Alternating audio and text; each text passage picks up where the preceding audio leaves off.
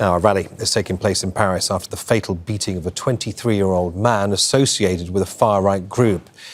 The victim, identified only as Quentin, was assaulted by Antifa activists on the sidelines of a conference at a university in Lyon.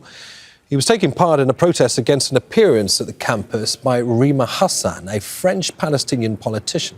Hassan has often been targeted for speaking out against Israel's genocide in Gaza. This incident has exacerbated tensions between the French far-right and hard left, who are both eyeing the 2027 presidential elections. Well, let's go to Paris now. Natacha Butler joins us from a protest there. Natacha, you had a rally to commemorate the death of this far-right activist. What is the mood like there?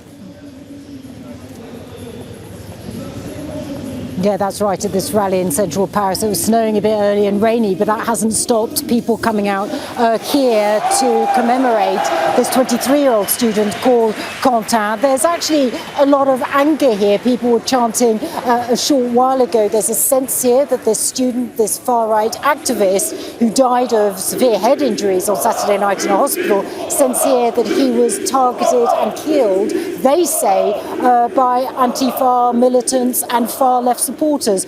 Now, what we do know is that on Thursday, Quentin joined some other far-right activists to protest a conference that was being held by the far-left MEP Rima Hassan in Lyon, in this south-eastern city in France. Rima Hassan is a French-Palestinian politician, as you've pointed out, a controversial figure for some. Now, this protest happened, clashes ensued between some far-left and far-right supporters. Quentin was in the midst of this. We know that people were being chased down the street. We know that there was violence. And what we know is that at some point he sustained these very severe head injuries that led to his death. People here, as I said, are very angry. They really are blaming these far-left supporters for his death. But police say that they are investigating what happened. And Natacha, what has been the political reaction there? Are the authorities treating this as a one-off tragedy, or is there a genuine fear that it could turn university campuses into a permanent front line between the far right and the pro-Palestine left?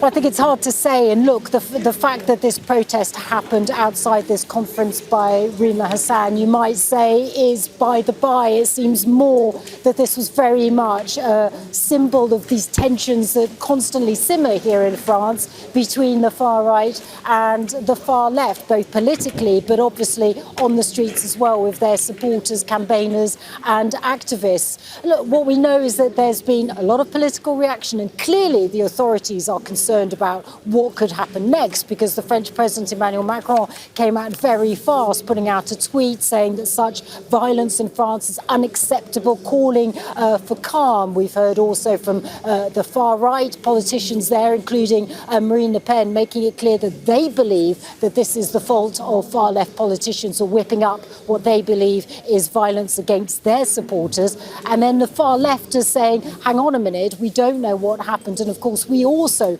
condemn violence. And we know that some far-left offices, for example, have been targeted since Quentin's death on Saturday. So these are the sort of tensions that are bubbling and simmering. They often do in France. They're obviously flaring up. People are hoping it's not going to get worse. And we have in a few weeks here in France municipal elections, people going out to vote. And of course, next year, the presidential elections. And no doubt this tragedy that has happened to a 23-year-old man is in some ways, you can see, already being used by some of the politicians in their campaigning. OK, Natacha, many thanks for that. Natacha Butler in Paris. Don't miss out and get the full picture. Subscribe to Al Jazeera for reliable news and expert insights. Like, share, stay ahead.